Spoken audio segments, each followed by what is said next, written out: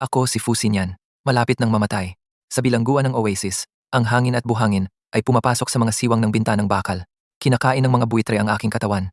At ang pumatay sa akin ay ang aking asawang si Wen Jiao na ginawan ko ng lahat. Babaeng iyon na nagkukunwaring mabait, na laging tumatama sa aking kahinaan. Sa pagitan ng malay at hindi, nakita ko siyang nakasuot ng malinis na damit, nakahawak sa braso ni Shen Xingqing, napapaligiran at nilalangaw sa oasis. Ang ngiti niya ay mainit at nakakasilaw.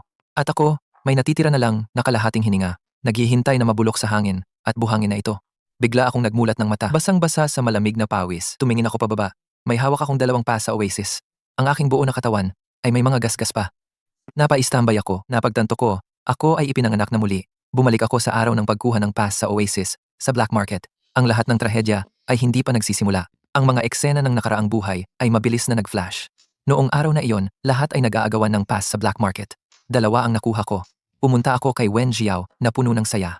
Sinabing, tayo ay ligtas na. Pero kinuha niya ang mga pass, lumingon at ibinigay kay Aling Lin na umiiyak na may dalang bata. At may mapupulang mata, ay sinabing makasarili ako. Sinabing ang mga bata ang kinabukasan. Hindi ako pumayag. Pumunta ulit sa black market para kumuha. Sinuntok ako sa ulo, nabingi ang isang tainga. Tinakpan ko ang sugat ko at hinanap siya. Pero hinimas niya ang aking sugat. Mahinang sinisi ako na inagaw ko ang pag-asa ng iba na mabuhay. Nang maglakad kami papuntang oasis, nakatagpo ng 3 tulisan na may peklat na nagnanakaw ng gamit. Gusto nila akong pahirapan. Lumingon ako at nagmakaawa sa kanya, pero umatras siya sa takot. Nagkunwaring humihingi ng awa. Nanood lamang ng malamig. Tinamaan ako ng 5 saksak, pero napatay ko ang mga tulisan. Sa halip, siya ay yumuko sa lupa at umiiyak. Sinabing ang mga tulisan ay pera lang ang gusto. Hindi ko dapat sila pinatay. Nakarating sa oasis, si Manong Jiang ay nag-report na sinadya kong patayin ang mga tulisan. Nagmakaawa ako kay Wen Jiao na tumestigo para patunayan na nagtatanggol lang ako, pero tumanggi siya. Iginiit na sinadya kong pumatay. Sa huli, ako ay inilagay sa bilangguan. Nauwi sa ganitong halos patay na kalagayan. Huminga ako ng malalim. Pinisil ko ang pass. Ang pagkalito sa aking mga mata ay nawala. Tanging lamig na lamang ang natira. Ang hirap ng nakaraang buhay. Ang pagkakanulo ng nakaraang buhay. Hindi ko natitiisin. Sa hindi kalayuan, si Wen Jiao ay nakatingin sa akin ng malumanay. Alam na alam ko, muli siyang may balak sa pass. Gusto ulit iligtas si Aling Lin at magpanggap na mabait, gaya ng inaasahan. Lumapit siya. Mahinang nagsalita. Sinyan, Tingnan mo si Aling Lin na may kasamang bata doon. Kawawa naman, ang pass natin. lumihis ako upang iwasan ang kanyang kamay. Malamig ang tono. Ang Pasko, walang kinalaman sa iyo at wala sa iba pa. Nakita kong nanigas ang ngiti niya. Puno ng pagkagulat. Hindi ko siya pinansin. Pinisil ko lang ang pass. Sa buhay na ito, makakaligtas ako.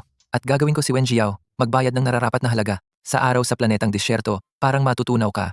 Masakit ang mga mata dahil sa buhangin. Mas mahalaga ang isang higop ng tubig kaysa buhay. Hawak ko ang isang pirasong basahan sa harap ng mukha. Nakatitig ako sa balde ng tubig na malapit lang. Si Wen Jiao ay mahigpit na nagtatago sa likod ko. Hinayaan niya akong harapin ang lahat ng kalaban ng mag-isa. Isang grupo ng mga nakaligtas ang pumaligid sa amin. Ang pinuno ay sumigaw sa akin.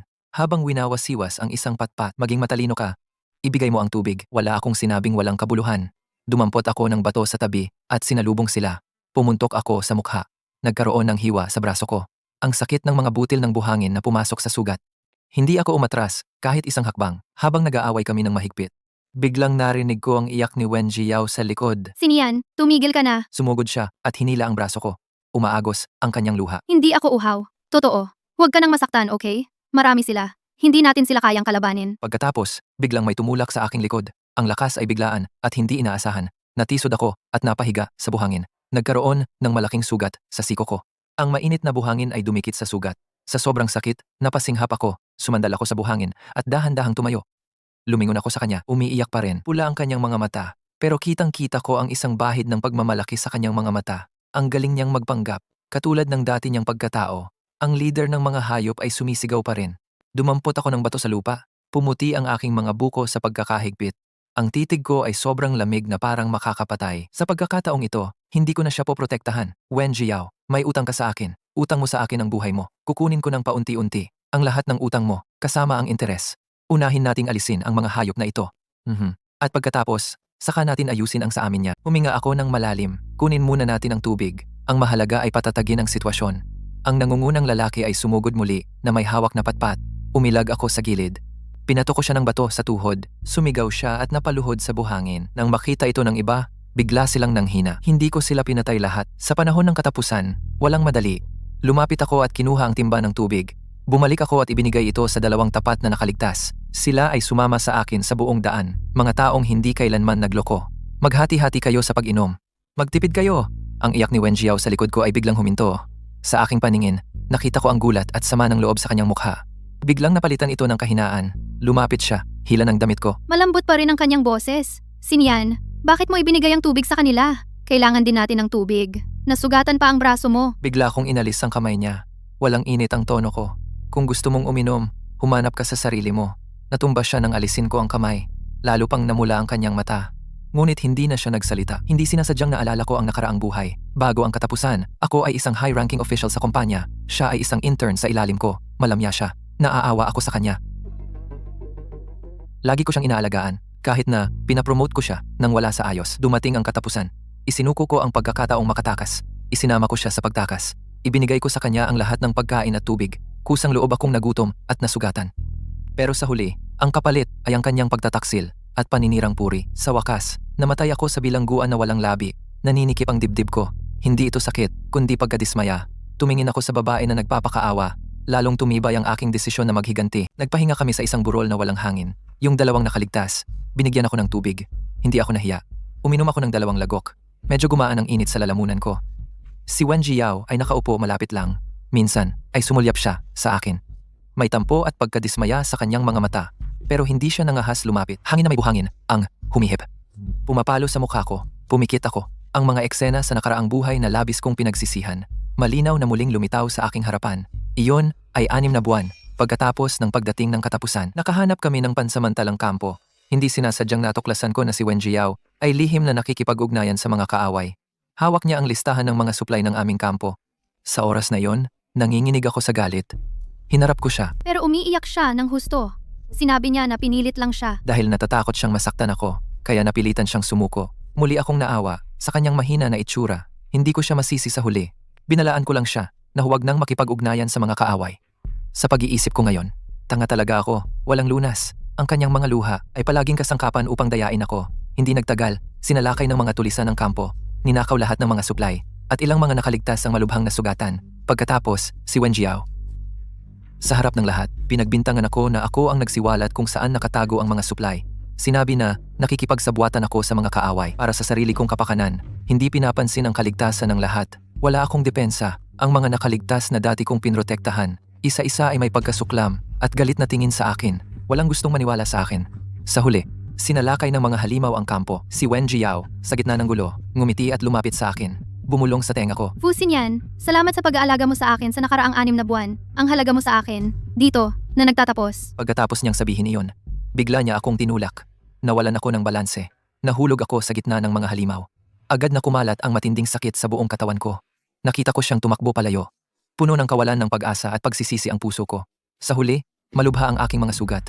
Buti na lang, nakaligtas ako. Xinyan, Biglang narinig ko ang boses ni Wen Jiao. Dumating siya, dala ang kalahating basong tubig. Inabot sa akin.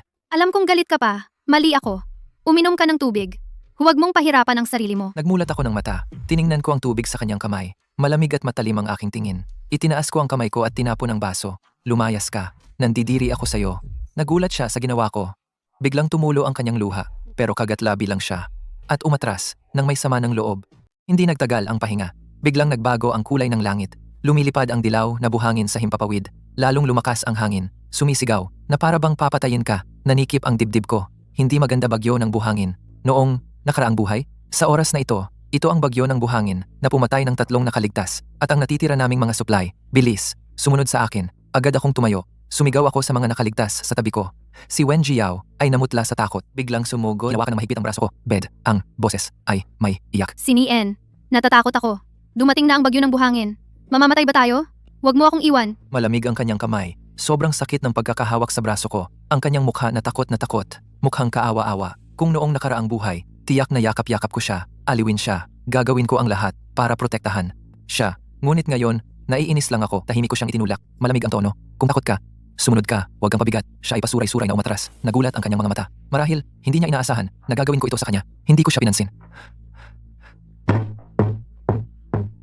Dinala ko ang mga nakaligtas sa isang bato na may butas malapit. Iyon ang tanging lugar na makakapagtago sa bagyo. Pagkapasok namin sa butas ng bato, Dumating na ng buong lakas ang bagyo ng buhangin. Hinampas ng dilaw na buhangin ang bato. Nagpapatunog ng nakakairitang tunog.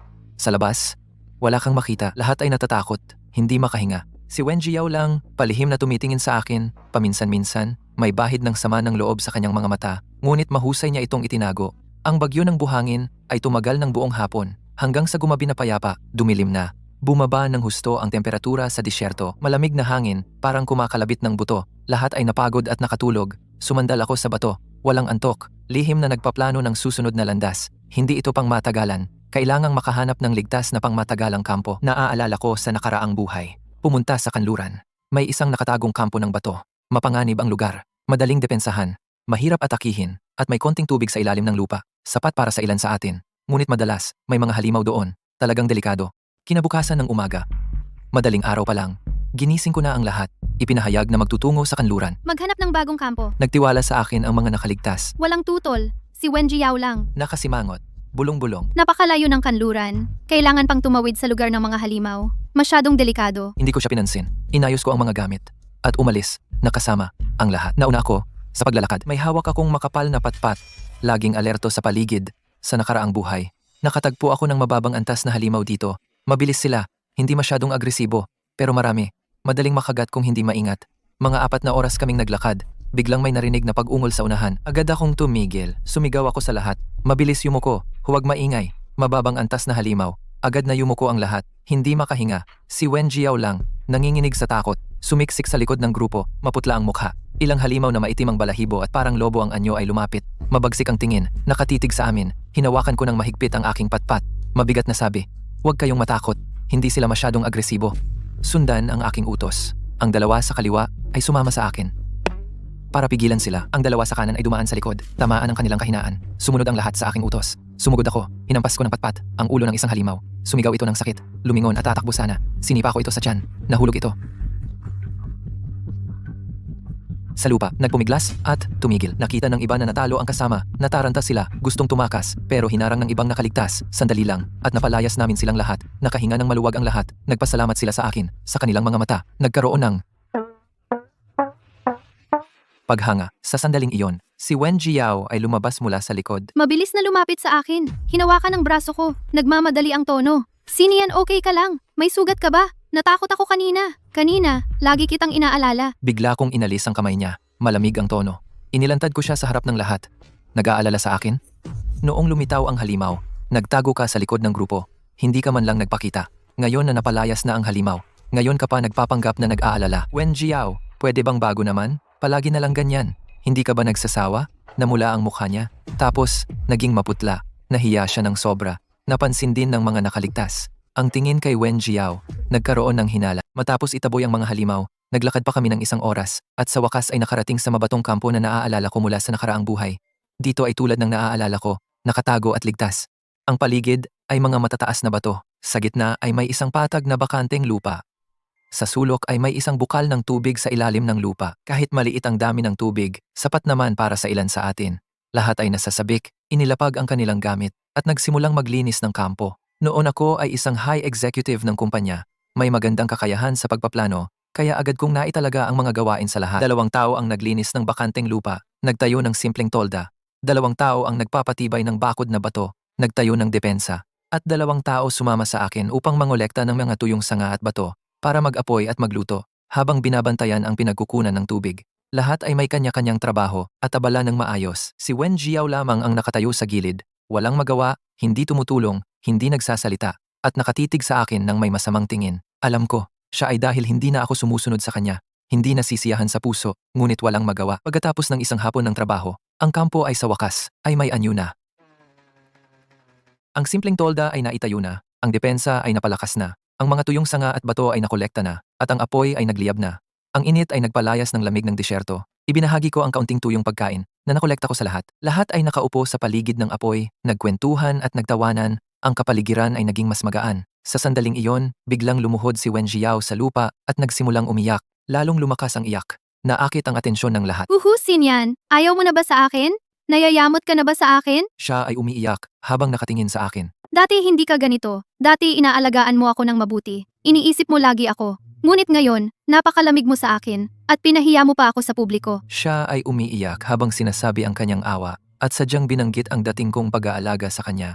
Sinusubukang gamitin ang simpatya ng mga nakaligtas para makakuha ng atensyon at sirain ang imahe ko sa isip ng lahat. Alam ko, tanga ako. Wala akong magawang maayos. Pero wala akong masamang intensyon. Gusto ko lang samahan ka ng mabuti. Sinian, wag mo na akong ganyanin. Okay? Ilang babaeng nakaligtas na malambot ang puso na antig nga sa kanya, nagtungo para aliwin siya at lumingon para mangaral sa akin. Fu, hindi madali para kay Wen. Wag mo na siyang gawing mahirap, alagaan mo siya. Pinapanood ko ang pekeng itsura ni Wen Jiao. Tumatawa sa loob, ngunit ang mukha ay walang pagbabago. Ang pag-iyak ni Wen Jiao. Talagang may epekto ito. Sa mga sumunod na araw, may ilang mga survivor na nahabag paminsan-minsan ay pinapayuhan ako na alagaan ko siya. May mga taong palihim na nagbibigay sa kanya ng pagkain at tubig. Nakita ito ni Wen Jiao, lalo siyang naging mayabang, lalo niyang ginawang mahina ang sarili. Paminsan-minsan ay bumubuntong hininga siya sa harap ng lahat na nagpapahiwatig na masama ang trato ko sa kanya. Hindi ko siya pinansin. Pinabayaan ko siyang mag-arte. Hanggang isang araw, habang nakaupo ang lahat sa paligid ng apoy, pinag-uusapan ang paghahati ng tubig at pagkain. Si Wen Jiao ay nagsimulang magpakaawa at sinabi sa lahat, Alam kong limitado ang mga gamit. Hindi ako manghihingi ng sobra. Pero mahina ang katawan ko. Minsan hindi ko na kaya ang uhaw. Gusto ko lang dagdag na isang lagok ng tubig. Ayaw ni Shan. bago pa man siya matapos magsalita, nagsalita na ako. Ang boses ko ay payapa, pero may hindi mapag-aalinlangan ng lakas.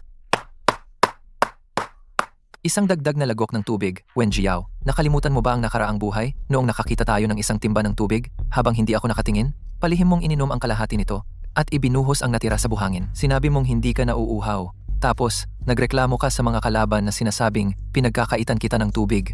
Hindi ko sinabi ng diretsyo dahil wala pa tayong matibay na ebidensya. Nagbanggit lang ako ng mga detalye ng nakaraang buhay. Pero ang mga salitang ito ay nagpatahimik sa lahat ng survivor. Lahat ay napalingon kay Wen Jiao. Ang mga mata ay puno ng pagdududa. Agad na namutla si Wen Jiao, nalilito ang titig. Sa kanyang reflex, tumutol siya. Wala akong ginawa. Shan, ano bang sinasabi mo? Hindi ko pa yun ginawa. Nanginginig ang boses niya, halatang wala siyang kumpiyansa. Ang maskara sa mukha niya sa unang pagkakataon ay nagkabitak. Kung nagsisinungaling ba ako, ikaw ang nakakaalam. Tiningnan ko siya. Ang boses ko ay malamig. Sa panahong ito ng kawakasan, limitado ang mga gamit. Bawat patak ng tubig, bawat piraso ng pagkain ay pinaghirapan ng lahat. Hindi ito para gamitin mo sa pagpapakaawa o para maawa ka. Kung mag-aaksaya ka pa ng mga gamit o manggugulo pa rito, huwag kang magtaka kung hindi ako magiging mabait. Itataboy kita sa kampo. Salaga. Natahimik si Wen Jiao sa sinabi ko. Ibinaba niya ang ulo. Umiikot ang luha sa kanyang mga mata.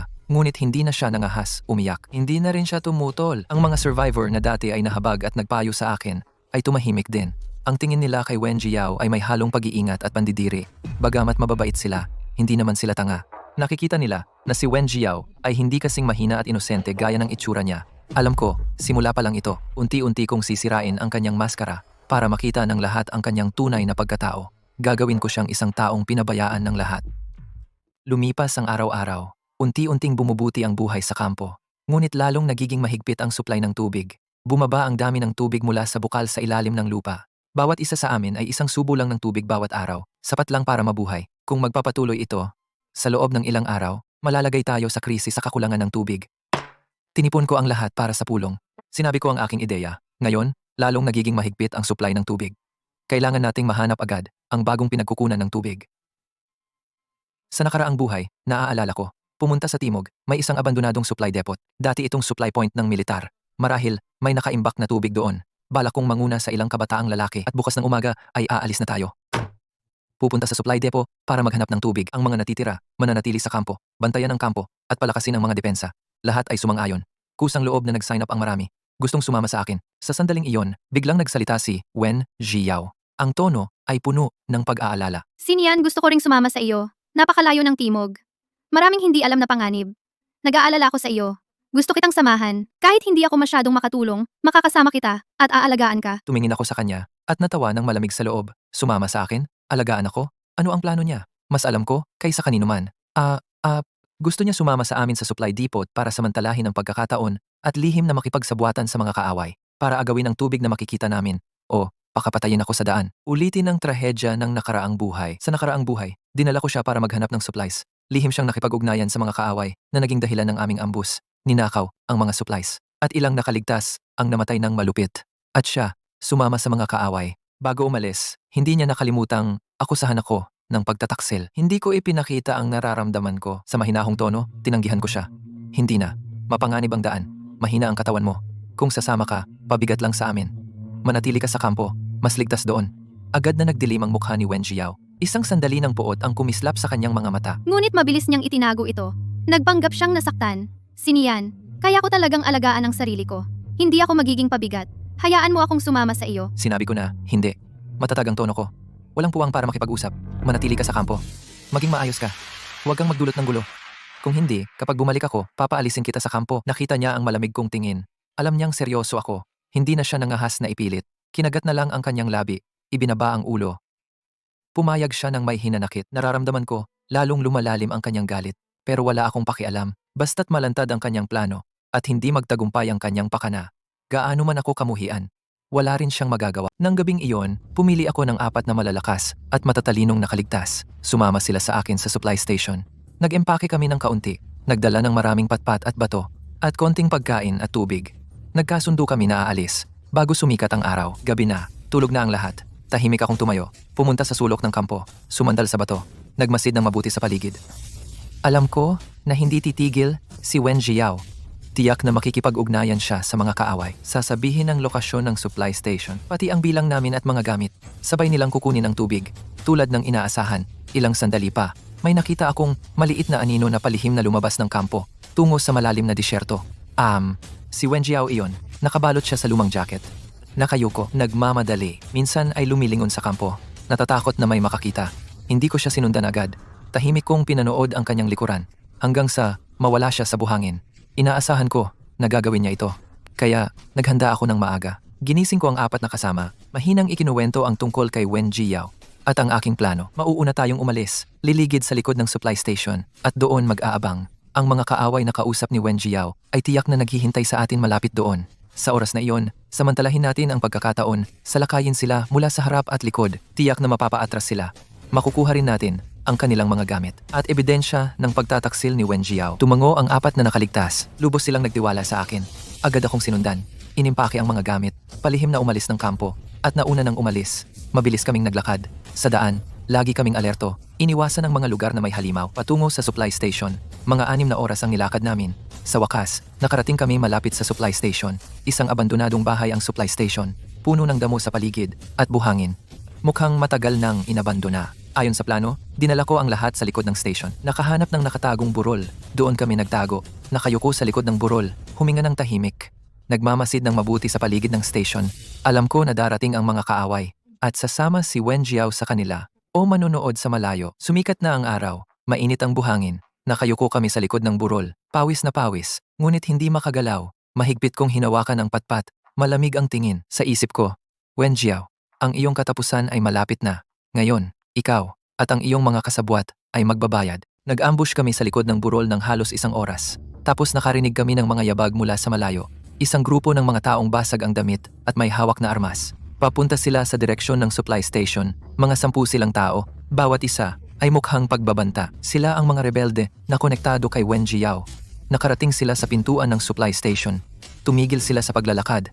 Ang pinuno ay isang lalaki na puno ng peklat sa mukha. Tumingin siya sa paligid. Sinabi niya ng mahina sa katabi niya, "Mag-ingat kayo. Si Fusin yan ay hindi madaling lapitan." Sabi ni Wen Jiao 5 lang sila at kaunti ang supplies. Tapusin natin ito ng mabilis. Kunin ang tubig at umalis na. Napangiti ako ng malamig. Tama nga. Sinabi ni Wen Jiao, ang lahat ng aming sitwasyon. Sa kanila, sinabi ko sa 4 na nakaligtas sa tabi ko. Gumawa ako ng senyas. Ipinakita ko na maghanda sila. Hintayin ang utos ko. At saka, lumabas agad. Ang lalaking may peklat kasama ang kanyang mga tao. Kararating lang nila sa supply station. Sumigaw ako ng malakas. Galaw! Kaming 5 ay agad lumabas mula sa likod ng burol. Sumugod kami sa mga rebelde. Hindi nila inaasahan. Nagulat sila sa aming sorpresang atake. Nagulo sila agad. Sinugod ko sila. Hinampas ko ng kahoy ang ulo ng isang rebelde. Sumigaw siya ng sakit at bumagsak sa lupa.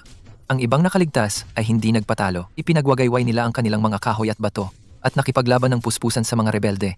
Dahil sa aking dating kaalaman sa kaligtasan at karanasan sa laban, pumagitna ako sa kanila.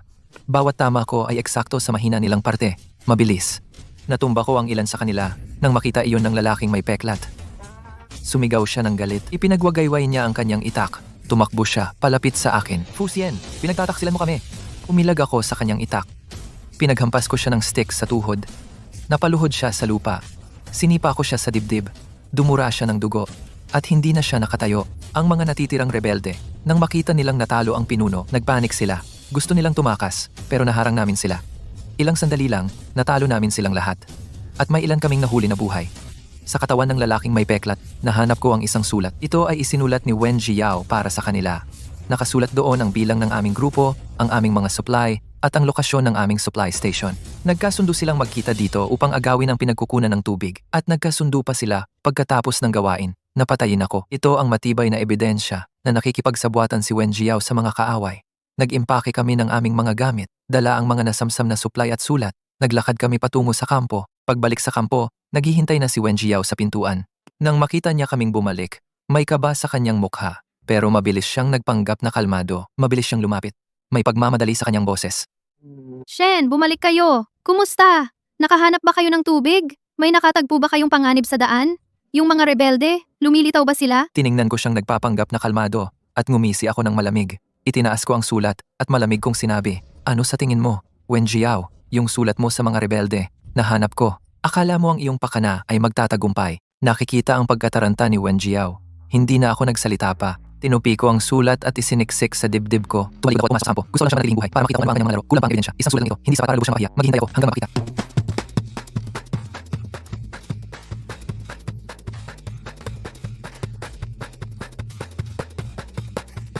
Para makita ko hanggang makita siya ng mas maraming pagkakamali. Para isang beses lang siyang mapahamak sa kahihiyan. Sa mga sumunod na araw, sa labas, tila wala akong pakialam sa kanya. Parang wala akong hinala sa kanya. Pero sa likod, binantayan ko bawat galaw niya at inutusan ko ang dalawang mapagkakatiwalaang survivor na sundan siya ng palihim itala ang kanyang mga galaw. Noong una, takot si Wen Jiao. Araw-araw siyang maingat, natatakot na bigla ko siyang ilantad. Pero pagkatapos ng ilang araw, nang wala akong ginagawa at hindi ko binanggit ang sulat, unti-unti siyang napanatag at nagsimula na namang maging mapusok. Nakikita ko, ayaw niyang maging isolated, ayaw niyang manatili sa baog na mabato na kampo. Gusto niyang laging humanap ng pagkakataon para makatakas. Maghanap ng isang taong masasandalan tulad ng inaasahan. Hindi nagtagal. At may balita na dumating sa Kampo May, isang grupo ng mga mangangalakal na pupunta sa Eco Oasis. Dadaan sila sa bahagi ng disyerto malapit sa amin. Ang Eco Oasis ay isa sa iilang malinis na lugar sa planetang disyerto, may tubig at pagkain, at may ligtas na depensa. Ito ang pinapangarap na lugar ng lahat ng survivor. At ang mga mangangalakal na iyon, lahat sila ay may kakayahan. Marami silang supplies. Nang malaman ito ni Wen Jiao, lumiwanag ang kanyang mga mata. Hindi niya maitago ang saya sa kanyang mukha. Ngumiti ako ng malamig sa loob. Alam ko na, hindi niya palalampasin ang pagkakataong ito at tulad ng inaasahan, nagsimula siyang mag-ayos ng mabuti. Nilabhan niya ng paulit-ulit ang kanyang sira-sirang jacket at nang hiram ng lumang hair tie sa isang survivor. Itinali niya ang kanyang buhok, nagkunwari siyang mahina at kaawa-awa. Araw-araw siyang palihim na pumupunta sa kanto kung saan dadaan ang mga mangangalakal. Minsan inaabot siya ng kalahating araw na naghihintay sa ilalim ng mainit, hangbiang mga gain na araw at sa gitna ng lumilipad na buhangin. Wala siyang pakialam. Ang nasa isip niya ay ang kanyang plano para sa kinabukasan. Hindi ko siya pinigilan. Inutusan ko lang ang mga sumusunod sa kanya. Itala ang bawat galaw niya. Ang mga ito ay magiging ebidensya para ilantad siya sa hinaharap. Alam ko ng malinaw. Ang target niya ay ang mga mangangalakal. Gusto niyang gamitin ang kanyang pagpapanggap para maawa ang mga mangangalakal sa kanya, para dalhin siya ng mga mangangalakal sa Eco Oasis o kahit magpakasal sa pamilya ng mangangalakal para makatakas sa hirap ng apocalypse. Pero nakalimutan niya ang mga mangangalakal sa panahon ng apocalypse. Lahat sila ay matatalas. Hindi siya madaling lokohin ng kanyang munting daya. Patuloy akong nagmasid ng palihim. Hinihintay ko ang tamang oras. Gusto kong makita siyang pumasok sa sarili niyang bitag. Makita siya mula sa tuktok ng pag-asa hanggang sa ilalim ng kawalan ng pag-asa. Ito ay simula pa lang ng kanyang pagbabayad sala. Si Wen Jiao ay naghintay sa kanto ng 3 araw. Sa wakas, nakita niya ang grupo ng mga mangangalakal. Noong umagang iyon, nakatanggap ako ng balita mula sa isang nakaligtas. Sabi, ang grupo ng mga mangangalakal ay umalis na. Mga 1 oras lang, dadaan sila sa kanto na iyon. Sumunod ako ng tahimik. Nagtago ako sa likod ng isang buhangin na malapit. Pinapanood ko ang pag-arte ni Wen Jiao. Naghanap siya ng bato ng maaga. Umupo siya sa tabi ng bato. Sinadya niyang gasgasin ang kanyang braso ng kaunti. Naglagay siya ng buhangin sa kanyang mukha. Mukha siyang gusgusin at kaawa-awa. Nakita niya mula sa malayo ang anino ng grupo ng mga mangangalakal. Agad niyang inayos ang kanyang ekspresyon. Namula ang kanyang mga mata at tumulo ang kanyang mga luha. Hindi malakas ang kanyang iyak, ngunit sapat na para makaakit ng pansin. Dumating ang grupo ng mga mangangalakal sa kanto, tulad ng inaasahan, naakit sila ng kanyang iyak. Ang leader ng mga mangangalakal ay isang nasa katanghaliang lalaki. And, mukha siyang magalang at edukado, ngunit matalim ang kanyang mga mata. Basta tiningnan mo, hindi siya basta-basta. Tumigil siya sa paglakad. Sinabi niya sa kanyang kasamahan, tingnan mo kung sino iyon. Sino iyon? Isang kasamahan ang lumapit. Tinanong si Wen Jiao kung ano ang nangyari. Lalo siyang umiyak ng malakas. Habang umiiyak, isinalaysay niya ang kanyang kapalaran. Ang kanyang boses ay namamaos. Bawat salita ay puro pag-a-apply ng awa. Ako, Ako at ang aking mga kasama ay na-stranded sa disyerto. Naubos na ang tubig at pagkain. Si Fu Xinyan, siya ang aming pinuno. Siya ay walang awa. Inaagaw niya ang kakaunting supply. At gusto niya akong iwan dito. Wala siyang pakialam kung mabuhay ako o mamatay. habang umiiyak siya, palihim niyang pinagmamasdan ang ekspresyon ng mga ngalakal. Nang makita niyang nag-aalangan ang mga ngalakal, Lalo niyang pinalala ang kwento. Babae lamang ako, mahina. Sa disyertong ito, walang tubig, walang pagkain, hindi ako mabubuhay. Narinig ko na pupunta kayo sa Eco Oasis. Pakiusap, isama ninyo ako. Gagawin ko ang lahat. Maaari ko kayong labhan at lutuan. Hindi ko kayo pababayaan. umiyak siya ng husto habang nagsasalita. Namumula ang kanyang mga mata. Ang kanyang mukha ay puno ng kawalan ng pag-asa at pagsusumamo. Ang mga taong hindi alam, Baka talagang maawa sa kanya. ang leader ng mga ngalakal ay nakakunot ang noo. Nanahimik siya sandali. Hindi siya agad sumang-ayon. Hindi rin tumanggi. Tinitigan lang niya si Wen Jiao mula ulo hanggang paa. Ang kanyang mga mata ay may bahid ng pagsusuri. Nang makita ito ni Wen Jiao, akala niya ay may pag-asa. Lalo siyang umiyak ng may hinanakit. Sinadya pa niyang lumapit. Sinubukan niyang hawakan ang laylayan ng damit ng mga ngalakal. Ngunit umiwas ang mga ngalakal nang hindi napapansin. Nakatago ako sa likod ng buhangin. Tumatawa ako sa loob. Wen Jiao, ang galing mong umarte, katulad pa rin ng dati. Sayang, mali ang napuntahan mo.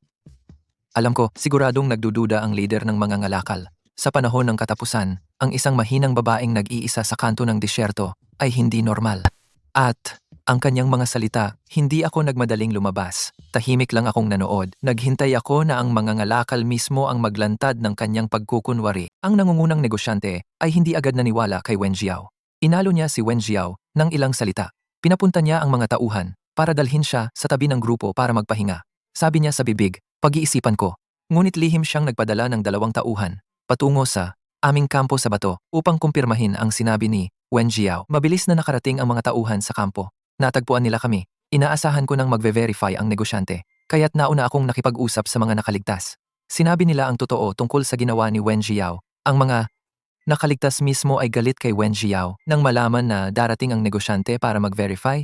Isa-isa silang nagkusang magsalita kung paano nagpanggap si Wen Jiao, kung paano nakipagsabuatan sa mga kaaway, kung paano siya naghasik ng gulo, at isinalaysay nila ng detalyado sa mga tauhan ng negosyante, espesyal kung inilabas ang sulat ni Wen Jiao sa mga rebelde. Ipinakita ko sa mga tauhan ng negosyante. Bukod dito, may talaan din ang mga nakaligtas sa mga galaw ni Wen Jiao nitong mga nakaraang araw at ang ebidensya ng lihim niyang pakikipag-ugnayan sa mga kaaway. Nang makita ng mga tauhan ang ebidensya, naging madilim ang kanilang mukha. Bumalik agad sila at isinalaysay ang katotohanan ng detalyado sa nangungunang negosyante. Nang malaman ng nangungunang negosyante ang katotohanan, galit na galit siya. Dumiretso siya kay Wen Jiao. Tinuro siya sa ilong at sinigawan siya ng malakas. Ikaw, walang hiya kang babae. Naglakas loob kang magsinungaling. Dinaya mo ako. Nakipagsabuatan ka sa mga kaaway. Ipinagkanulo mo ang iyong mga kasama at gusto mo pang magpaawa para dalhin kita sa ecological oasis. Tingnan mo muna ang iyong sarili. Karapat-dapat, ka ba? Namumutla si Wen Jiao dahil sa pananalita ng negosyante. Nanginginig siya.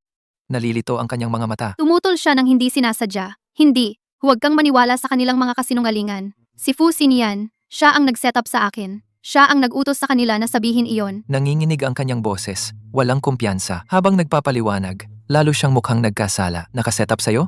Ngumiti. Nang malamig ang negosyante, inilabas ang mga ebidensya. Narito ang lahat ng ebidensya. Gusto mo pang magdahilan? Ikaw ba ang sumulat ng liham na ito? At may nakakita na palihim kang nakipag-ugnayan sa kaaway. Ano pa ang masasabi mo? Tiningnan ni Wen Jiao ang mga ebidensya. Wala na siyang masabi para tumutol. Lalo siyang umiyak. Ngunit hindi na ito ang dating pagkaawa, kundi takot at kawalan ng pag-asa. Inihatid siya ng negosyante sa kanyang mga tauhan. Sinabi niya sa kanyang mga tauhan, palabasin siya. Ang babaeng ito na peke at tuso, hindi karapat-dapat na manatili sa ating grupo. Hindi rin siya karapat-dapat pumunta sa ecological oasis. 2 tauhan ang lumapit, sinuportahan si Wen Jiao.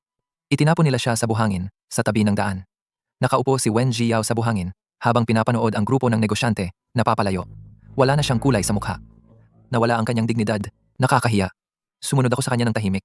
Pinapanood siyang bumalik sa kampo. Pagbalik sa kampo, nalaman na ng mga nakaligtas ang totoo. Lahat sila ay tumingin sa kanya ng may pagkainis at paghamak. Walang gustong kausapin siya. Walang gustong magbigay sa kanya ng pagkain at tubig. Siya ay tuluyang iniwan ng lahat. Mahirap ang kanyang sitwasyon. Kumulong siya sa sulok ng kampo. Tahimik na umiiyak, ngunit wala nang naaawa sa kanya. Pagkatapos, ihiwalay si Wen Jiao. Naging napakahirap ang kanyang buhay. Araw-araw, umaasa lang siya sa mga tirang tuyong pagkain ng iba para mabusog. Kapag nauuhaw, umiinom siya ng maruming tubig sa buhangin. Siya ay naging payat na hindi na makilala. Ang kanyang mga mata ay naging mapurol at walang liwanag.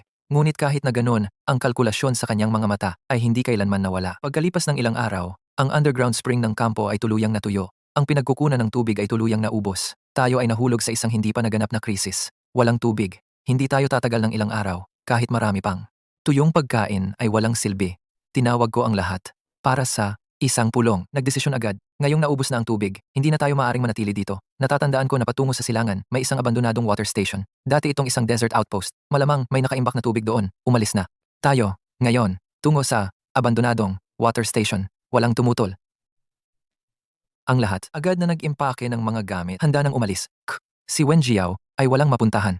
Alam niya na kung hindi siya sasama sa amin at mananatili sa kampo, maaga o huli ay mamamatay siya sa uhaw o gutom. Kaya't napilitan siyang maging makapal ang mukha, sumunod sa dulo ng grupo. Hindi siya nangahas na lumapit sa amin at hindi rin nagsalita. Para siyang isang invisible na tao, naglakad kami ng mga 6 na oras sa buong paglalakbay.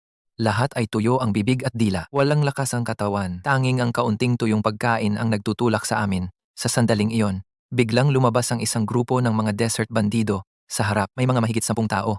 Bawat isa ay may dalang armas. May masamang tingin sa mukha. Hinarangan nila ang aming daan. Ang pinuno ng mga bandido ay isang lalaking Matangkad may ang mapagsik pangangatawan, na mukha mabagsik ang mga mata. Tiningnan niya kaming lahat. Sa wakas, ang kanyang tingin ay napunta kay Wen Jiao. Lumiwanag ang kanyang mga mata. Bagaman si Wen Jiao ay marungis, ngunit may magandang pundasyon. Ang kanyang kaawa-awang anyo ngayon ay nagdagdag ng kaakit-akit na dating. Ang pinuno ng bandido ay tumawa ng malakas. Lumapit, iniabot ang kamay para hawakan ang mukha ni Wen Jiao. Hindi inaasahan na sa tigang na disyerto, may ganoon kagandang babae. Sakto, kailangan ko ng babae sa tabi ko. Sumama ka sa akin, pauwi, maging asawa ko sa kampo. Titiyakin kong may pagkain at inumin ka. Hindi mo na kailangang dumanas ng hirap na ito. Si Wen Jiao ay labis na natakot. Sunod-sunod na umatras. Ang kanyang mukha ay putla na parang papel. Wala na ang kanyang pagkukunwari kanina. Sumigaw at tumakbo palapit sa akin. Hinawakan ng aking braso. Nagmamakaawa, ng husto. Sinyan, iligtas mo ako. Pakiusap, iligtas mo ako. Ayokong sumama sa kanya. Ayokong maging asawa niya sa kampo. Iligtas mo ako agad. Ang kanyang kamay ay mahigpit na kumapit sa aking braso. Masakit. Ang kanyang iyak ay nakakalagot, puno ng takot. Ang mga nakaligtas ay tumingin sa akin, naghihintay sa aking desisyon. Tumingin ako pababa kay Wen Jiao. Tiningnan ang kanyang gulat na mukha. Walang kahit anong damdamin sa aking puso.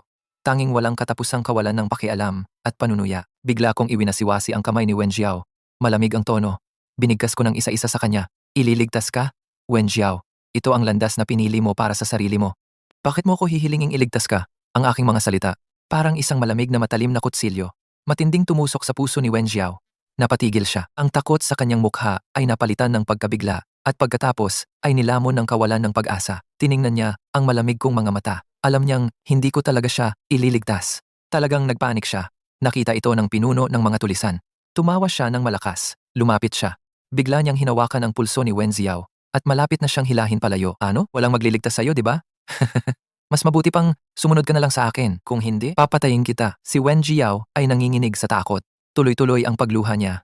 Sa sandaling iyon, nahilahin na siya ng pinuno ng mga tulisan. Bigla siyang kumapit na parang sa huling pag-asa. Sumigaw siya sa akin. Fu Sinyan, totoong alam ko na ang pagkakamali ko. Sasabihin ko sa iyo, ang kanilang mga gamit ay nakatago sa isang kuweba malapit dito. Nasa likod lang ng buhangin na malapit dito. Ang kuwebang iyon ay napakatago. Maraming tubig at tuyong pagkain sa loob.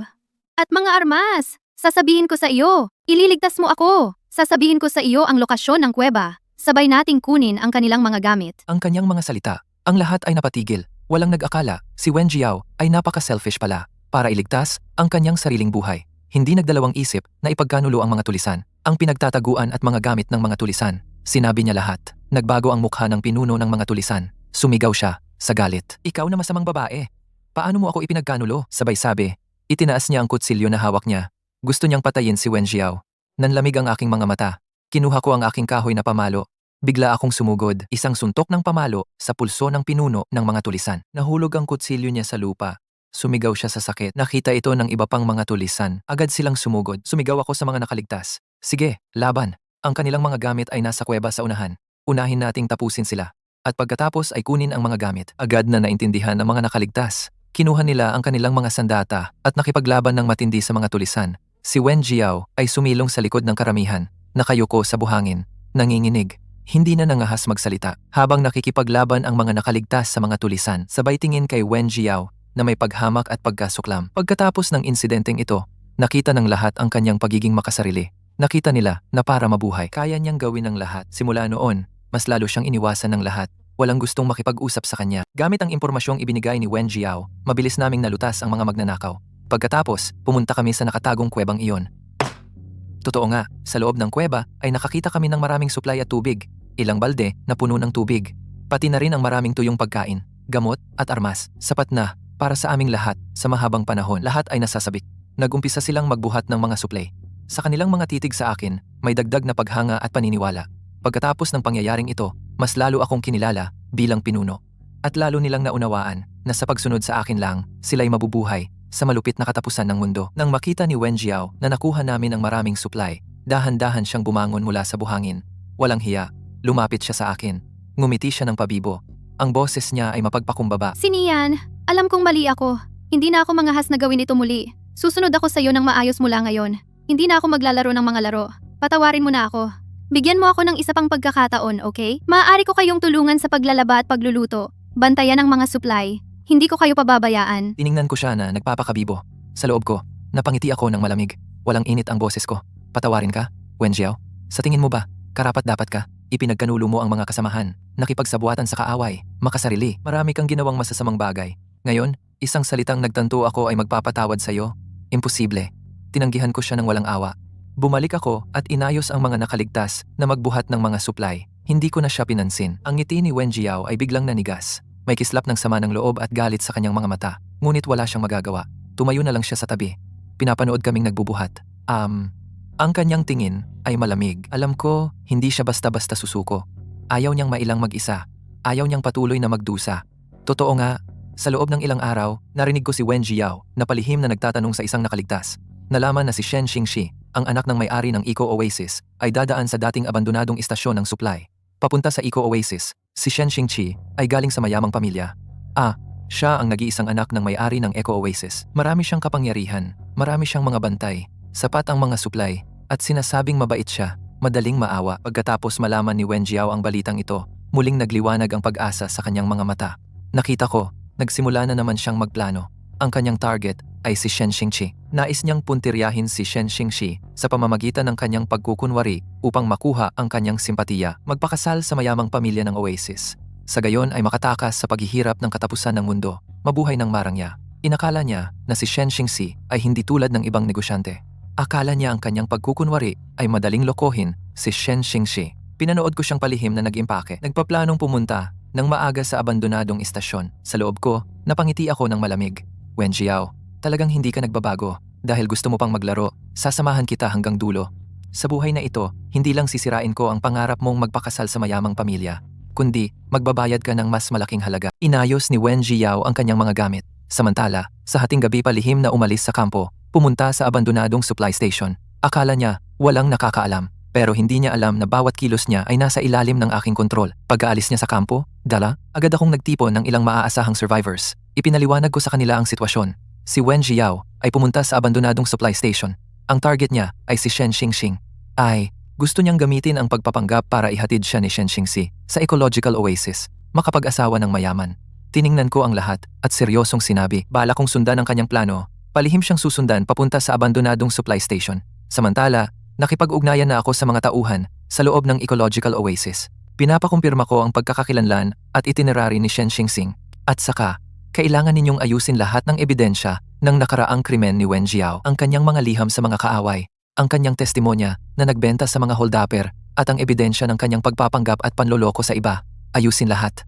Sa pasukan ng Oasis, lalantad namin ang kanyang tunay na mukha para wala na siyang pagkakataong manloko ng sinuman. Tumango ang lahat ng survivors. Nagpahiwatig silang handang makipagtulungan. Nagayos kami ng kaunting gamit. Nag-iwan ng 2 tao para bantayan ang kampo at supplies. Ang iba, sumunod sa akin. palihim na umalis sa kampo, tungo sa abandonadong supply station. Mabilis kaming naglakad. Sa daan, lagi kaming alerto. Iniwasan namin ang mga lugar na may halimaw at holdapper. Tungo sa abandonadong supply station, alam ko na tiyak na darating muna si Wen Jiao sa supply station. Maghahanda at magpapanggap. Hihintayin ang pagdating ni Shen Xingxing. Kaya hindi kami nagmamadaling lumapit sa supply station. Sa halip, sa likod ng buhangin malapit sa station, humanap kami ng tagong lugar. Nagtago kami doon. Palihim naming pinagmamasdan ang bawat kilos ni Wen Jiao. Makalipas ang ilang sandali, nakatanggap ako ng balita mula sa tauhan ng Ecological Oasis. Kinumpirma ang pagkakakilanlan at itinerary ni Shen Xingxing. Si Shen Xingxi ay darating bukas ng umaga dadaan sa abandonadong supply station na ito papunta sa Ecological Oasis. May dala siyang 10 bodyguard at maraming supplies. At saka, talagang mabait siya at madaling maawa sa mahihina. Pero matalino rin siya. Ayaw niyang maloko, samantala, naayos na rin ng mga survivors ang lahat ng ebidensya laban kay Wen Jiao. Ang mga liham, testimonya, at tala ng kanyang mga galaw ay inayos lahat at ibinigay sa akin. Tiningnan ko ang ebidensya sa aking kamay at ngumisi ako ng malamig. Las, Wen Jiao, ang iyong magandang araw ay tapos na. Nagtagal kaming nagtago sa likod ng buhangin magdamag. Kinaumagahan, madaling araw pa lang, nakita namin si Wen Jiao na abala sa harap ng supply station.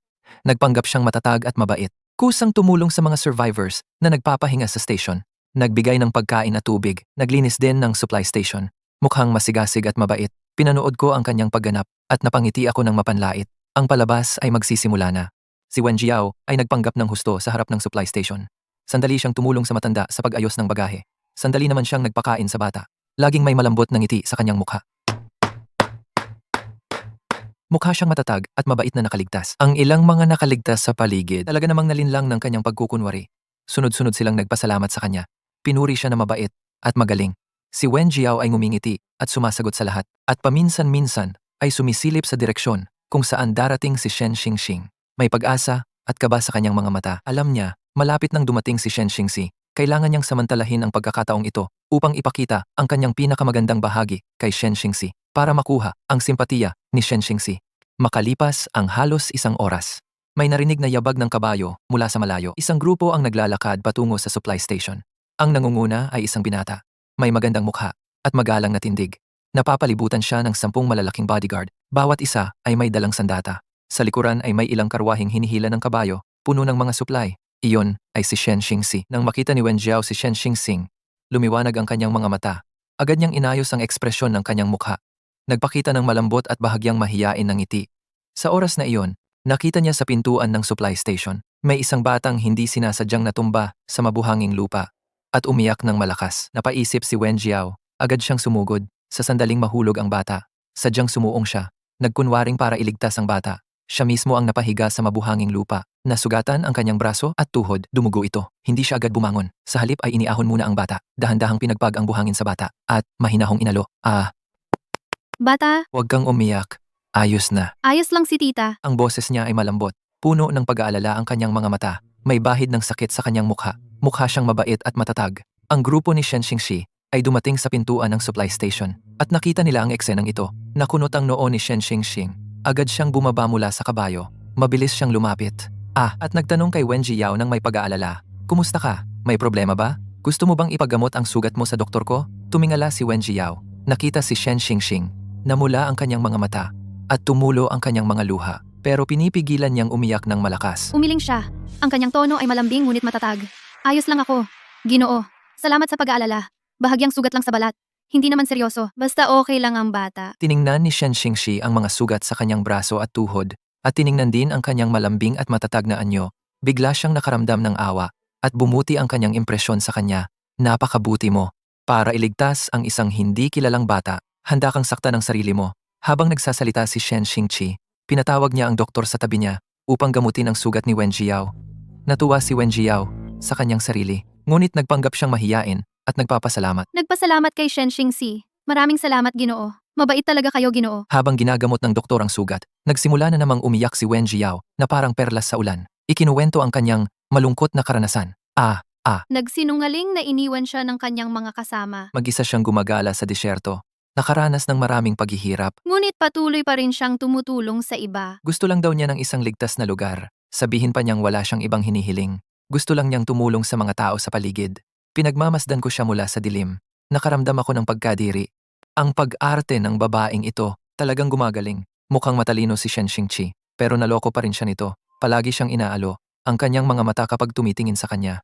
Puno ng simpatiya, ang katuwaan na nakatago sa mga mata ni Wen Jiao. Nakikita ko ng malinaw. Ang gusto niya.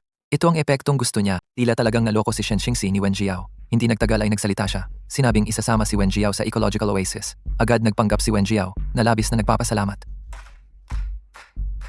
Dali-daling tumanggi. Sinabing siya lang ang magiging pabigat at ayaw niyang makaabala. Pagkatapos ng ilang salita, pumayag siya na pilit. Hinawakan ang kamay ni Shen Xingxing at lalo pang umiyak. Paulit-ulit na nagpasalamat. Ang itsura niya, parang si Shen Xingxing, ang tagapagligtas niya. Napangiwi ako sa loob. Kapag nakarating na siya sa oasis, baka unang-una niyang ipagbili si Shen Xingxing. Tama na ang panahon. Lumabas ako kasama ang grupo ko. Ang laki lang ng supply station. Nang magpakita kami, lahat ng mata ay napatingin sa amin. Nang makita ako ni Wen Jiao, biglang nagbago ang mukha niya. Mabilis na hindi mahuli. Tapos nagpanggap na naman siyang naaapi. Sumilong sa likod ni Shen Xingxing. Bago pa ako makapagsalita, naunahan niya ako. Umiiyak ang boses. Sinabi kay Shen Xingxi. Xingxi, siya iyon. Si Fu Xinian. Palagi niyang gusto ang mga supply mo. At gusto niya akong kidnapin para pilitin kang dalhin siya sa oasis. Tumanggi ako, kaya hinabol niya. Ako at sinaktan. Pagkasabi niya niyan, dumilim agad ang mukha ni Shen Xingqing. Lumingon siya sa akin, puno ng pag-iingat at puot ang mga mata. Ang mga nakaligtas sa paligid ay nagbubulungan din. Ang tingin sa akin ay nagiging komplikado. May natatakot, may nagdududa. Ang mga kasama ko ay nag-aalala. Gustong magpaliwanag, pinigilan ko sila. Tiningnan ko ang peking mukha ni Wen Jiao, walang kahit anong emosyon. Tanging malamig na galit. Sa nakaraang buhay, ganito siya, binabaliktad ang itim at puti. Inakusahan akong traidor. Sa buhay na ito, gusto niyang ulitin ang lansihin. Anong sinasabi mo na walang katotohanan? Sabi ko, paos pa rin ang boses, pero may kalmadong hindi mapag-aalinlanganan. Kailan ko kinuha ang gamit niya? At kailan ko gustong kidnapin siya? Lalo pang umiyak si Wen Jiao na parang naapi. Hinawakan ang braso ni Shen Xingxi at paulit-ulit na umiling. Sinabing, inaapi ko siya. Sinabing gusto ko siyang patayin para manahimik. Kumunot ang noo ni Shen Xingqi. Lalong lumalim ang pag-aalinlangan sa kanyang mga mata. Tumingin siya sa akin at tumingin kay Wen Jiao na umiiyak ng sobra. Baka naisip niyang may mali. Lumingon siya at tinanong ang kasama niya kung nakita ba nila akong humahabol kay Wen Jiao. Kung nakita ba nila akong gusto kumuha ng supplies. Umiling-iling ang mga kasama niya. Sabi nila hindi nila nakita. Noong dumating lang sila, nakita lang nila si Wen Jiao na nagpapakunwaring tumutulong. Nang makita ito ni Wen Jiao, lalo siyang kinabahan. Mabilis siyang umhakbang. Hinawakan niya ang kamay ni Shen Xingxi at nagpaliwanag. Xingxi, huwag kang maniwala sa kanila. Lahat sila ay mga tauhan ni Fu Xinian. Tiyak nakakampihan nila siya. Hindi talaga kita dinadaya. Gusto niya talaga akong saktan. Habang lalo siyang nagmamadali, lalong lantad ang pag-arte niya. Ang lakas ng luha niya, pero ang pag-aalala sa kanyang mga mata, hindi na maitago. Napangiwi ako ng malamig, hindi ako nagmamadaling sumagot. Sa mga taong peke, ang magmadaling magpaliwanag ay magpapahina lang sa iyo. Magbigay ng ebidensya, iyon ang pinakamabisang ganti. Lumingon ako kay Shaolin sa grupo. Si Shaolin ay kasama ko noon at personal niyang nakita kung paano ipinagkanulo ni Wen Jiao ang mga kasamang magnanakaw para mabuhay. At sadyang pinabagal ang kanyang mga kasama para maging pagkain ng mga halimaw ang mga iyon. Shaolin, ikaw ang magsabi. Si Wen Jiao na nakikita mo? Ano ba siya? Tumango si Shaolin. Umhakbang siya pasulong. Sa harap ng lahat, isinalaysay niya ng detalyado ang nakita niya noong araw na iyon. Diretsahan siyang nagsalita, walang embeleya. Ngunit malinaw na inilarawan ang pagiging makasarili at masama ni Wen Jiao. Kung paano niya ipinagkanulo ang mga magnanakaw, kung paano siya sadyang nagtagal, at kung paano niya pinanood ng walang pakialam ang kanyang kasama na nilapa ng halimaw. Pagkatapos magsalita ni Shaolin, biglang tumahimik ang supply station. Napatingin lahat kay Wen Jiao. Ang simpatya sa kanilang mga mata, napalitan ng duda at pag-ayaw. Lumamig ang mukha ni Shen Xingxing. Binitawan niya ang kamay ni Wen Jiao. Umurong siya ng isang hakbang. Tinitigan niya ng matalim si Wen Jiao. Puno ng ginaw ang kanyang tono. Ang sinabi niya, totoo ba? Namumutla si Wen Jiao. Nanginginig siya. Paulit-ulit niyang sinasabi. Hindi totoo. Dinadaya ka niya. Hindi ko ginawa. Ngunit ang kanyang pagpapaliwanag ay tila walang saysay. Tumayo ako sa tabi. Pinapanood siyang nagugulumihanan. Wala akong awa sa puso. Ito ay simula pa lamang. Wen Jiao, utang mo sa akin. Babawiin ko lahat, isa-isa. Si Shen Xingqi ay hindi na nagtanong kay Wen Jiao. Madilim ang mukha. Pinangunahan kami papunta sa pasukan ng ecological oasis. Ang supply station ay kalahating araw pa ang layo mula sa oasis. Ang panahon sa disyerto ay biglang nagbabago. Ilang sandali pa lang kaming naglalakad. May buhanging dilaw na umiikot sa malayo. Lumalakas ang hangin. Dumating ang sandstorm ng biglaan. Ang malakas na hangin ay humahampas ng buhangin sa mukha. Masakit. Napilitan kaming maglupasay. Takpan ang bibig at ilong. Sinubukan naming manatiling balanse. Sa kaguluhan, narinig ko si Wen Jiao na napasigaw ng aya. Sumunod ay ang kanyang iyak ng sama ng loob. Xingxi, nadapa ako. Masakit ang binti ko. Hindi na ako makatayo. Hindi ko na kailangan tumingin. Alam ko na. Nagpapanggap na naman siya. Malabo ang paningin sa sandstorm. Sinadya niyang madapa para lang maabala si Shen Xingxi na alagaan siya, para sumikat ang loob. Baka gusto pa niyang alisin ako, pero hindi niya inasahan.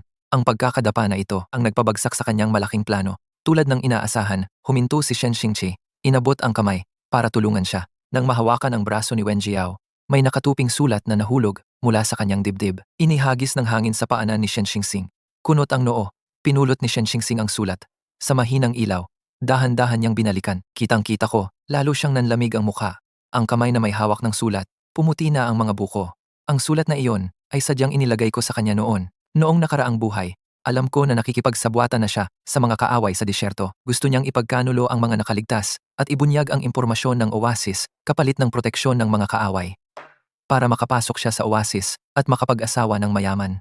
Ang sulat na ito ay ebidensya ng kanyang pakikipagsabwatan. Nakasulat doon na ibubunyag niya ang lokasyon ng pasukan ng oasis at ang kalagayan ng mga supply ni Shen Xingxing. Nang makita ni Wen Jiao ang sulat, biglang namutla ang kanyang mukha. Nagmamadali niyang sinubukang kunin. Xingxi, hindi akin iyan. Huwag kang maniwala. Ibalik mo sa akin. Ang kanyang reaksyon lalong nagpatunay na totoo ang sulat.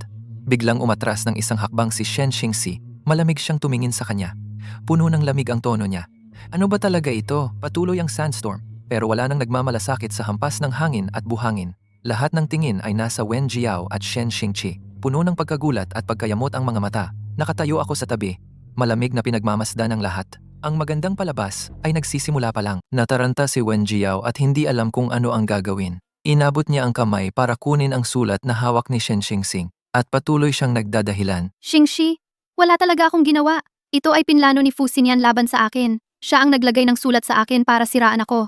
Gusto niya akong sirain. Huwag kang maniwala sa kanya. Habang nagsasalita siya, napatingin siya sa akin. Puno ng puot at pagkalito ang kanyang mga mata. Para bang ako talaga ang nagplano laban sa kanya. Ngumisi ako ng malamig. Umusad ako ng isang hakbang. Kumuha ako ng voice recorder mula sa bulsa at naglabas ng ilang litrato at dalawang nakaligtas. Sila ay dating pinagbintangan ni Wen Jiao at siniraan. Pinagbintangan kanya. Pinindot ko ang play button ng voice recorder. Agad lumabas ang boses ni Wen Jiao na nakikipag-usap sa kaaway. Ang tono niya ay mapagkunwari at masama.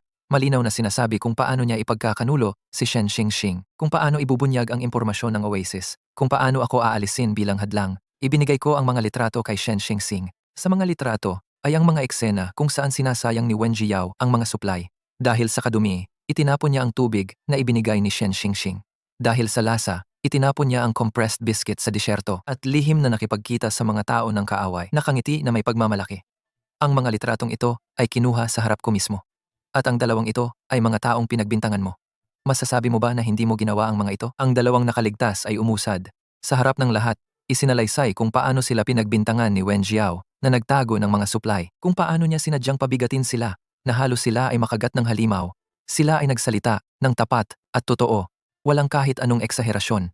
Bawat salita ay parang martilyo na pumapalo sa pekeng maskara ni Wen Jiao. Ang depensa ni Wen Jiao sa harap ng mga ebidensyang ito ay naging walang silbi. Umupo siya sa sahig, nang mahina, maputla ang mukha, nanginginig ang buong katawan. Hindi na siya makaiyak. Puno ng desperasyon ang kanyang mga mata. Hawak ni Shen Xingqi ang sulat, pinapakinggan ang recording, tinitingnan ang mga litrato, at tiningnan ang dalawang nakaligtas. Ang mukha ay madilim na tila may patak.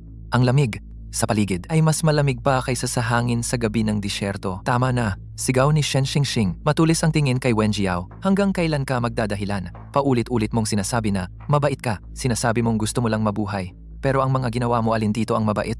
Ikaw ay isang taong mapanlinlang, peking banal na walang hiya. Tiningnan ko si Wen Jiao na gulong-gulo. Walang kahit konting awa sa puso ko. Ito ang tunay niyang pagkatao. Sa nakaraan, niloko niya ako ng may pagkukunwari habang buhay. Sa buhay na ito, gagawin ko siyang mapahiya at masira sa harap ng lahat. Nanginginig ang buong katawan ni Shen Xingqi sa sobrang galit. Matapos marinig ang lahat ng ebidensya, hindi na niya napigilan ang sarili at itinulak si Wen Jiao. Hindi nakatayo si Wen Jiao, bumagsak ng malakas sa buhangin, nasugatan ang gilid ng kanyang labi. Pero hindi niya pinansin ang sakit, tinitigan lang ng mataman si Shen Xingqi, puno ng pagsusumamo ang kanyang mga mata. Xingxi, mali ako. Mali talaga ako. Bigyan mo pa ako ng isang pagkakataon, okay? Umiiyak na bumangon si Wen Jiao. Sinubukan hawakan ang kamay ni Shen Xingxing. Ngunit iniiwasan siya ni Shen Xingxing nang mariin. Tiningnan siya ni Shen Xingxing. Walang kahit anong awa sa kanyang mga mata, tanging malamig na pagkasuklam at galit. pagkakataon, napangiwi si Shen Xingqi, puno ng panunuya ang kanyang tono. Niloko mo ang aking damdamin, ipinagbili mo ang mga nakaligtas, nakipagsabuatan sa mga kaaway, at gusto mo pang ipagsabi ang impormasyon tungkol sa Oasis. Ang taong tulad mo ay hindi karapat-dapat sa pagkakataon. Paulit-ulit mong sinasabi na gusto mong pumasok sa Oasis, gusto mong humanap ng ligtas na lugar, ngunit ang mga ginawa mo ay magdudulot lamang ng kapahamakan sa Oasis. Pagkasabi nito, tumingin si Shen Xingxi sa kanyang mga tauhan at matatag na nag-utos, palibutan siya, itaboy siya ngayon din sa grupo. Mula ngayon, hindi siya papayagan na lumapit sa ecological oasis. Kung makita ko siyang muli, direktang harapin. Agad na lumapit ang mga tauhan ni Shen Xingqi at pinalibutan si Wen Jiao. Nagmamasid sila ng may pag-iingat upang hindi siya makatakas. Ganap nang nagpanik si Wen Jiao, napahandusay sa lupa. Umiiyak at sumisigaw ng malakas. Huwag, ayokong itaboy sa grupo. Gusto kong pumasok sa Oasis. Gusto kong magpakasal sa mayamang pamilya. Hindi ninyo ako pwedeng gawin ito. Ang kanyang pinapangarap ay ang makapasok sa ecological oasis sa pamamagitan ng kanyang pagpapanggap, makapag-asawa ng mayamang pamilya sa Oasis, at sa wakas, ay makatakas sa hirap ng disyerto, mabuhay ng walang alalahanin sa pagkain at damit. Ngunit ngayon, isang salita ni Shen Xingxi ay ganap na sumira sa kanyang pangarap. Hindi lamang siya bawal pumasok sa Oasis, Kundi palalayasin siya sa grupo ng tuluyan, iiwan sa mapanganib na disyerto, sa kalaunan ay papatayin siya ng mga halimaw o kaaway. ang mga nakaligtas sa paligid, walang sino man ang naawa sa kanya. Lahat ay tumingin sa kanya ng malamig at may pag-ayaw. May ilan pang ang bumulong ng sumpa. Sabi nila, karapat-dapat siya. Tumayo ako sa tabi. Malamig na pinanood ang kanyang pagkasira at pag-iyak. Walang kahit anong emosyon sa puso ko. Ito ay nararapat lamang sa kanya. Sa nakaraang buhay, inutang niya sa akin at sa mga nakaligtas na pinatay niya ay kailangan niyang bayaran ng isa-isa. Pinigilan ng mga tauhan ni Shen Xingxi si Wen Jiao at dinala siya sa gilid ng disyerto. Binitawan siya at malamig na binalaan siya. Huwag nang lumapit sa Oasis at sa grupo, bumagsak si Wen Jiao sa buhangin. Habang pinapanood ang papalayo, naming mga anino, sa wakas, ay ibinabana niya lahat ng kanyang pagpapanggap. Umiiyak siyang gumapang palapit sa akin. Sinian Fu, sinian pakiusap. Patawarin mo po ako. Niyakap niya ang binti ko. Umiiyak siya ng sobrang sakit. Magulo ang buhok. Puno ng buhangin at luha ang mukha. Wala na ang dati niyang lambing at kagandahan. Alam kong nagkamali ako. Di ako dapat nagsinungaling sa'yo. Di kita dapat ipinagkanulo. Di ako dapat nakipagtulungan sa mga kaaway. Nagsisi na ako. Isama mo ako. Isama mo po ako sa Oasis. Habang umiiyak siya, ay sunod-sunod siyang nagluluhod. Ang noo ay bumagsak sa mainit na buhangin. Mabilis itong nagasgas at tumulo ang dugo. Pero habang tinitingnan ko siya, wala akong awang naramdaman. Tanging malamig na puot at kawalang pakiramdam. Dahan-dahan akong yumuko at itinulak ang kamay niya. Ang tono ko ay walang kahit anong init. Patawarin ka? Karapat-dapat ka ba? Noon, bulag ako sa pag-ibig. Mali ako. Talagang mali ako. Sinian, bigyan mo pa ako ng isang pagkakataon. Tutubusin ko ang lahat. Lalo pang umiyak si Wen Jiao. Walang tigil sa pagsisisi. Pero ang pagsisisi niya ay huli na. Tubusin ako? Napangiti ako ng malamig. Ang utang mo sa akin ay isang buhay, ay tiwalang panghabang buhay. Paano mo yun mababayaran? Ang lahat ng ito ay nararapat lang sa'yo. Ito ang pinili mong landas. Lakarin mo ito hanggang dulo. Pagkasabi noon, hindi ko na siya tiningnan. Humayo ako at sinabi kay Shen Xingxi at sa mga nakaligtas, tara na, pumunta tayo sa Oasis. Pinangunahan ko ang grupo at naglakad ng paunti-unti. Mula sa likod ay narinig ko ang desperadong hiyaw ni Wen Jiao palayo hanggang sa lamunin ito ng hangin ng disyerto. Hindi ako lumingon at wala ring kahit anong pagsisisi ang puot ng nakaraan sa buhay na ito. Sa wakas, ay nabayaran na ang kalahati. Nakawala na kay Wen Jiao. Binilisan namin ang lakad. Medyo maayos naman ang biyahe. Wala na kaming nakitang halimaw o kalaban. Hindi nagtagal, nakarating na kami sa entrance ng Ecological Oasis. Mahigpit ang bantay sa entrance ng Oasis. Mayroong mga bantay na nakauniforme, mga 10. May hawak silang mga armas. Mapagmatyag sila sa bawat lumalapit. Marami ring monitoring equipment sa tabi para pigilan ang mga kalaban at halimaw na pumasok. Nang lumapit kami, biglang itinaas ng mga bantay ang kanilang armas. Matinis nilang binabalaan kami. Tigil, bawal lumapit. Mahalagang lugar ito. Ang mga walang pahintulot, bawal pumasok. Umuna si Shen Xingqi. Inilabas niya ang kanyang identity token. Ibinigay ito sa bantay. Ako si Shen Xingxi. May dala akong mga nakaligtas. Gusto naming manirahan sa gilid ng Oasis. Kinuha ng bantay ang identity token. Maingat niyang bini-verify ang impormasyon. Tiningnan din niya kaming lahat. Ang kanyang mata ay nanatiling mapagbantay. Alam ko, ang mga bantay ng Oasis ay laging maingat. Hindi basta-basta pinapapasok ang mga estranghero. Kahit may garantiya si Shen Xingxi, kailangan mo ring magpakita ng sapat na sinseridad at kakayahan. Umuna ako. Inilabas ko ang mga supplies na naipon namin sa biyahe. Maraming malinis na tubig at compressed biscuits. At ilang balat ng halimaw pwedeng gamitin sa protective gear. Inilapag ko sa harap ng bantay at inilabas ko ang lahat ng ebidensya ng pagtataksil ni Wen Jiao sa mga kalaban kasama ang sulat voice recorder, at mga larawan, at ang testimonya ng saksi. Ibinigay ko lahat sa bantay, Kuya Guard. Seryoso talaga kaming gustong manirahan sa Oasis. Hindi kami magdadala ng problema. Mahinahon kong, sabi, ang mga supplies na ito, ang aming alay, ang mga ebidensyang ito, ang aming katibayan ng katapatan sa Oasis. Pinalayas na namin si Wen Jiao sa grupo, ang kanyang pagtataksil. Naayos na namin ng lubusan. Hindi na niya maibubunyag ang anumang impormasyon ng Oasis. Pagkatapos, ipinakita ko rin ang aking kakayahan. Sinuntok ko ang bato sa tabi. Biglang, pumutok ang bato. Ang mga nakaligtas ay nagpakita rin ng kani-kanilang kakayahan. May magaling sa laban, may magaling sa pag-aayos, may magaling sa paghahanap ng supplies. Lahat ay makakatulong sa Oasis. Matapos naming ipakita, maingat nilang bini-verify ang ebidensya at supplies. Unti-unting lumambot ang kanilang mukha.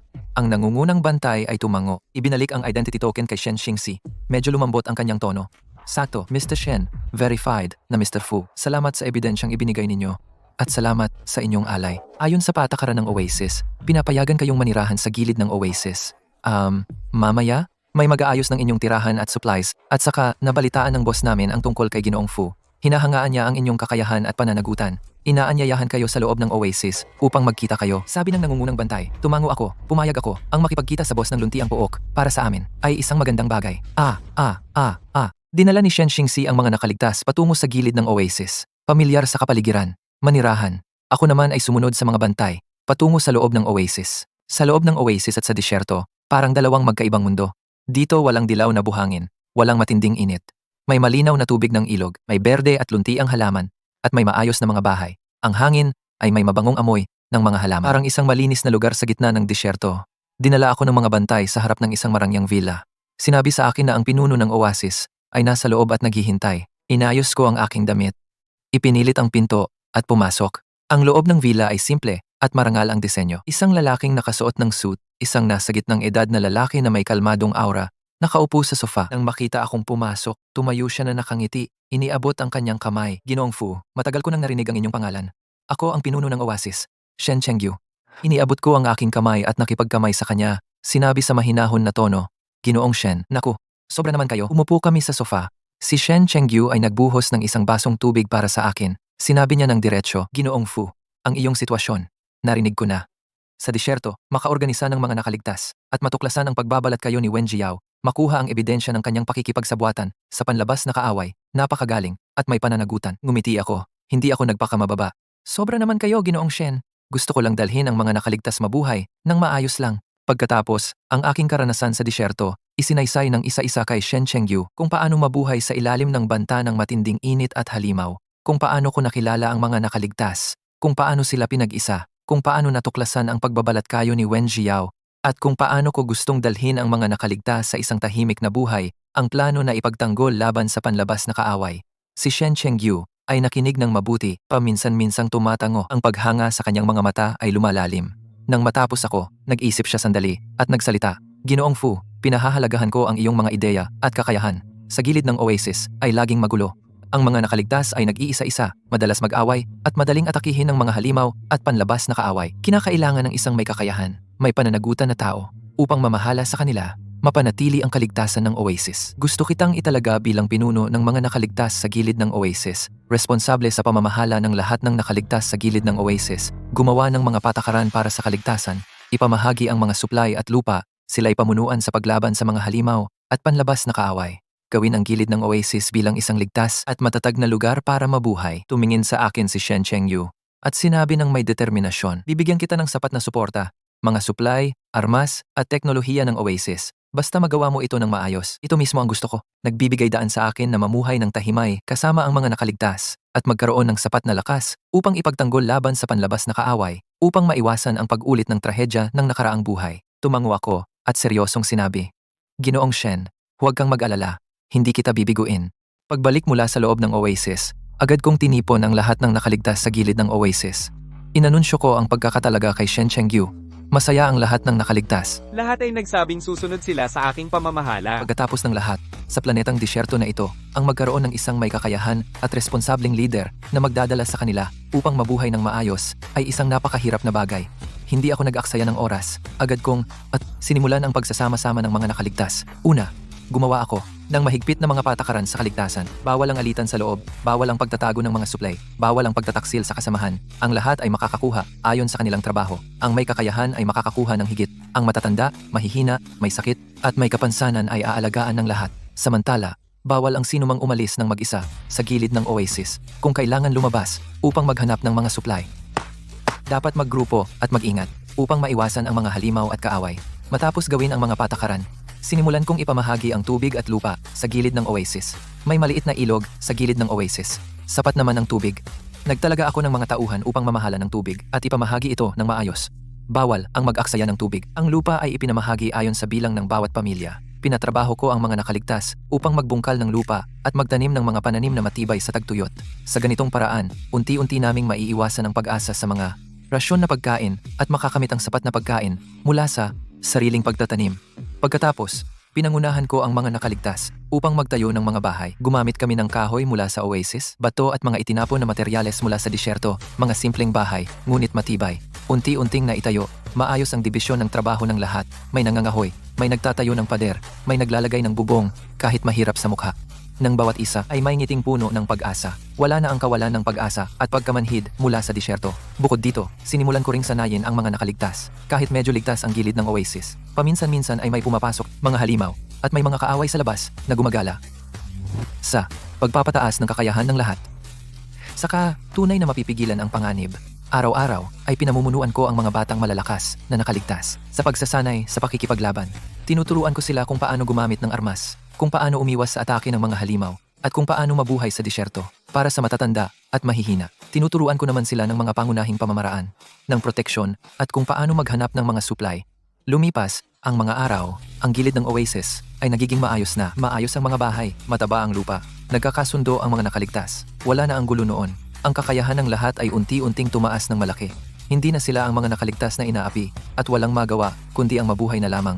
Sa nakikita ko ang lahat ng ito, masaya ang aking puso. Ito ang buhay na gusto ko at ang kapayapaan na pinapangarap ko sa nakaraang buhay. Dumating ang gabi. Maliwanag ang mga ilaw sa kampo sa tabi ng oasis. Bawat bahay ay may mahinang ilaw. Paminsan-minsan, may maririnig na tawanan at masasayang usapan. Nagbibigay ito ng sobrang init. Ako lang mag-isa. Nakatayo ako sa mataas na lugar sa gilid ng oasis. Nakatingin sa masayang kampo sa ibaba. Hinaplos ng hanging gabi ang aking pisngi. Dala ang bango ng mga halaman. Ang aking puso ay puno ng maraming damdamin. Noong nakaraang buhay, narito ako, nalinlang ni Wen Jiao, binintang. Sa huli, itinulak ako sa kawan ng mga halimaw. Namatay ng malagim sa disyerto. Bago mamatay, puno ng kawalan ng pag-asa at pagkadismaya. Noong mga panahong iyon, hindi ko naisip na magkakaroon pa ako ng pagkakataong mabuhay muli. At magkakaroon pa ng pagkakataon ang ipaghiganti ang mga pagkakamali noong nakaraang buhay. At magkakaroon pa ng pagkakataon na dalhin ang mga nakaligtas upang magkaroon ng tahimik na buhay. Sa buhay na ito, ako ay muling isinilang. Nakilala ko ang disguise ni Wen Jiao. Inihayag ang kanyang tunay na anyo. Binigyan siya ng nararapat na parusa. Tuluyan ng naghiganti sa nakaraang buhay. Pinagsama ko ang puwersa ng mga nakaligtas. Nakuha ko ang paghanga ni Shen Chengyu. Naging pinuno ako sa gilid ng oasis. Pinamunuan ko ang lahat. Magbungkal ng lupa, magtayo ng bahay, at magsanay ng kakayahan. Unti-unti, ang gilid ng oasis ay ginawang isang ligtas at matatag na lugar para mabuhay. Sa sandaling iyon, sa malayong disyerto, may narinig na matinis na hiyaw. Kasunod noon, nawala ang hiyaw. Tanging ang walang hanggang katahimikan ang natira. Ang mga tao sa kampo, narinig ang nagsisigawan. Walang kahit anong pagkabahala at wala ring awa. Alam ng lahat. Yon si Wen Jiao na iniwan namin. Nilamon ng halimaw. Walang maaawa sa kanya. Ang kanyang wakas ay kanyang pinili. Karapat-dapat lang sa kanya. Nang marinig ko ang hiyaw na iyon, walang kahit anong emosyon sa aking puso. Tanging ang kapayapaang parang natapos na ang lahat. Ang paghihiganti. Sa wakas ay natapos na. Ang mga sakit at pagkadismaya noong nakaraang buhay ay sa wakas ko nang nailalagay sa tabi. Tumingin ako sa langit. Ang mga bituin ay napakaliwanag. Nagliwanag sa buong disyerto at nagliwanag sa aming daan. Pasulong. Alam ko ang paghihiganti ay simula lamang. Ang aking bagong buhay, ang bagong buhay ng lahat ng mga nakaligtas ay nagsisimula pa lamang. Mula ngayon, hindi na ako ang bulag sa pag-ibig na nilinlang ng iba, si Fu Xinyan. Ako ang pinuno ng mga nakaligtas sa gilid ng oasis. Aakayin ko ang lahat sa planetang ito na disyerto upang magsikap na mabuhay. Labanan ang mga pag-atake ng mga halimaw at panlabas na kaaway. Magbungkal ng mas maraming lupa. Magtayo ng mas magandang tahanan. Lumikha ng isang mundong para sa amin. Matupad ang aking pagtubos. At matupad ang ating lahat na muling pagsilang.